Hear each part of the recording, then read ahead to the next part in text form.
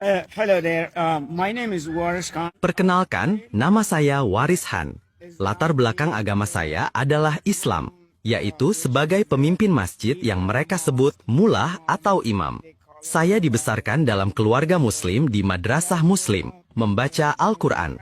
Saya memperoleh diploma di sekolah agama Al-Aliyat, begitulah mereka menyebut beasiswa keagamaan. Kembali ke poin utama, saya menjadi seorang Kristen karena kebenaran telah dinyatakan kepada saya, dan saya akan menjelaskan bagaimana kebenaran itu terungkap. Ketika saya tiba di Amerika Serikat, saya masih seorang Muslim. Saya telah menjadi seorang Muslim selama lebih dari 20 tahun di Amerika Serikat. Sekarang, selama 24 tahun, saya telah bertobat menjadi Kristen. Perubahan ini bukan karena alasan apapun, melainkan karena mujizat Yesus yang membawa saya untuk mengenal Dia dan memiliki hubungan untuk mengenal Allah melalui Kristus Yesus. Itu adalah mujizat yang telah membuka mata saya. Mujizat itu terjadi terkait putri saya. Putri saya memiliki cacat lahir dan sakit-sakitan. Saya berseru dan berdoa dalam ajaran agama yang saya anut, mencari jawaban dan solusi atas doa saya. Saya berdoa begitu mendalam, tetapi doa itu tidak terjawab. Suatu hari, terlintas dalam pikiran saya, bagaimana jika saya membawa putri saya ke gereja dan mereka mendoakannya? Saya yakin itu akan berhasil. Maka saya melakukannya. Pendeta gereja bertanya kepada saya, "Anda seorang imam masjid, apa yang membawa Anda datang ke sini?" Saya menjawab, "Saya tidak datang untuk berganti agama atau apapun. Saya hanya ingin Anda mendoakan putri saya." Pendeta itu bertanya, "Apakah Anda percaya bahwa Yesus bisa menyembuhkan putri Anda?" Saya berkata, "Dengarkan, saya sudah berdoa dengan sangat sungguh-sungguh, bahkan menangis keras, seperti seorang pengemis kepada Allah dan Muhammad utusannya. Saya berjanji, jika putri saya tidak disembuhkan setelah doa di sini, saya akan pergi dan tidak akan pernah kembali." Lalu, pendeta itu berkata, "Baik, sekarang, apakah Anda benar-benar datang karena Anda percaya bahwa Yesus bisa menyembuhkan putri Anda?" Saya menjawab, "Jika saya tidak percaya, saya tidak akan berada di sini." Dia berkata, "Berdasarkan imanmu, Yesus Kristus tetap sama, baik kemarin maupun hari ini dan sampai selama-lamanya. Karena engkau menaruh imanmu kepadanya, hari ini, Yesus menyembuhkan putrimu." Mengacu pada Ibrani 13 ayat 8. Saya sudah lama berharap akan hal ini dalam doa-doa saya. Saya memasuki gereja dengan damai. Putri saya sedang tertidur, dan saya pikir, di mana selang oksigennya? Ternyata tidak ada. Saya merasa takut. Keesokan harinya, saya membawanya ke dokter. Dokter mengatakan tidak ada gejala apapun. Putri saya dalam kondisi sempurna, dan resep obatnya dihentikan. Tidak ada lagi obat-obatan. Dia sekarang berusia 30 tahun, dan dia dalam keadaan baik-baik saja. Dia tidak pernah sakit lagi. Intinya adalah, itu adalah mujizat yang saya saksikan. Yesus dalam mimpi dan penglihatan saya. Saya ingin mengucapkan terima kasih kepada pendeta gereja atas doa mereka. Pendeta itu meminta saya untuk menerima undangannya, agar saya datang ke gereja sekali seminggu, paling tidak 7 kali. Saya berkata, "Tentu." Saya mengundang dia, dan dia datang bersama istri, putra dan putrinya. Dia duduk dan membaca Alkitab. Saya membaca Alkitab dan itu sangat luar biasa ketika saya membacanya. Itu benar-benar menyadarkan saya. Allah berfirman, "Baiklah, kita menjadikan manusia menurut gambar dan rupa kita." Kejadian 1 ayat 26. Kemudian dia menciptakan mereka, laki-laki dan perempuan. Sementara itu, di dalam Al-Quran dikatakan berbeda. Dikatakan bahwa Allah tidak memiliki hubungan, dan tidak memiliki sekutu, mitra. Dia adalah Tuhan yang sepenuhnya tidak diketahui wujudnya. Tetapi ketika saya melihat di Alkitab, Allah memiliki hubungan dengan umat manusia. Dan kemudian saya melihat bahwa laki-laki dan perempuan itu setara. Hal ini berbeda dalam Islam, di mana laki-laki tidak setara dengan perempuan, dan perempuan tidak setara dengan laki-laki. Itu hal pertama. Hal kedua, dalam Islam, Tuhan tidak memiliki rupa.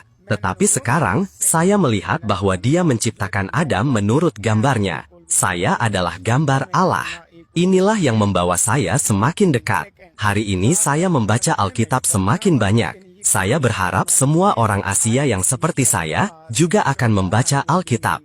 Kami tidak diizinkan membaca Al-Quran dalam bahasa lain atau terjemahan, sehingga kami tidak pernah memahaminya. Banyak orang Muslim hari ini yang membaca Al-Quran, tetapi mereka tidak pernah tahu cara membacanya karena mereka tidak mengerti bahasa Arab. Jika Anda tidak mengerti, bagaimana Anda bisa mempercayainya? Bacalah Alkitab. Jika Anda memiliki pertanyaan, Anda bisa membaca Al-Quran, dan Anda akan menyadari sepenuhnya bahwa Alkitab adalah firman Tuhan yang benar. Karena pada mulanya adalah firman, dan firman itu dengan berfirman menciptakan segala sesuatu dari ketiadaan. Tidak ada yang ada sebelumnya. Tetapi firman yang sama itu adalah Allah, dan bersama-sama dengan Allah pada mulanya. Yohanes pasal 1 ayat 1. Dan firman yang sama itu telah menjadi daging. Singkatnya, saya tidak bisa melalui semua praktik agama saya, menaiki tangga untuk bertemu dengan Allah. Tetapi Allah begitu baik dan penuh kasih, sehingga Dia turun dan merendahkan dirinya, lebih rendah daripada malaikat. Dia menjadi seorang hamba, mengenakan rupa seorang hamba, dan menjadi sangat miskin. Seperti yang terlihat dalam film atau sejarah Yesus, atau ketika membaca Alkitab. Melalui ini saya dapat memiliki persekutuan dengannya. Dan hari ini saya tidak lagi dalam agama, tetapi saya berada dalam hubungan dengan Tuhan. Puji Tuhan, saya bebas. Kemudian, saya menerima Yesus Kristus. Pendalaman Alkitab membantu saya untuk belajar lebih banyak lagi, dan terus bertambah. Pada tahun 2017, saya pergi ke Afghanistan untuk membantu keluarga. Di sana beberapa orang mengetahui perubahan keyakinan saya. Mereka mengkhianati dan membohongi saya. Kemudian mereka menangkap saya di wilayah kekuasaan Taliban. Mereka menuduh saya sebagai kafir. Seperti yang tertera dalam Al-Quran, konsekuensinya adalah jika seseorang meninggalkan Islam, ia telah melanggar hukum syariat Islam. Jadi harga yang harus dibayar adalah konsekuensi hukuman mati. Mereka ingin membunuh saya. Meskipun demikian, mereka menganiaya dan memukuli saya. Saya kehilangan mata kanan saya. Mereka membutakan dan mencungkil mata saya, sehingga saya kehilangan mata saya.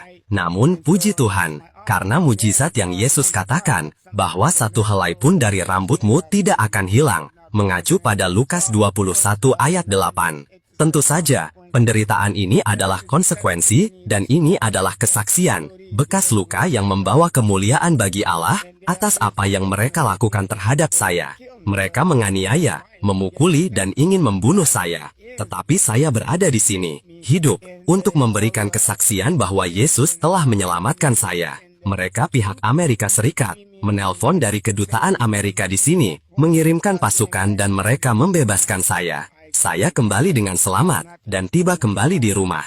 Atas kehendak Allah, saya akan menjalani operasi. Mata saya akan baik-baik saja seolah-olah tidak ada yang salah.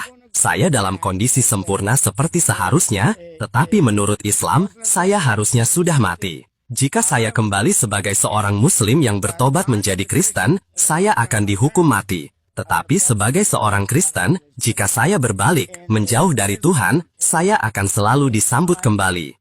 Islam mengambil mata, sedangkan kekristenan menyembuhkan. Yesus menyembuhkan orang buta, dan memberikan penglihatan. Amin.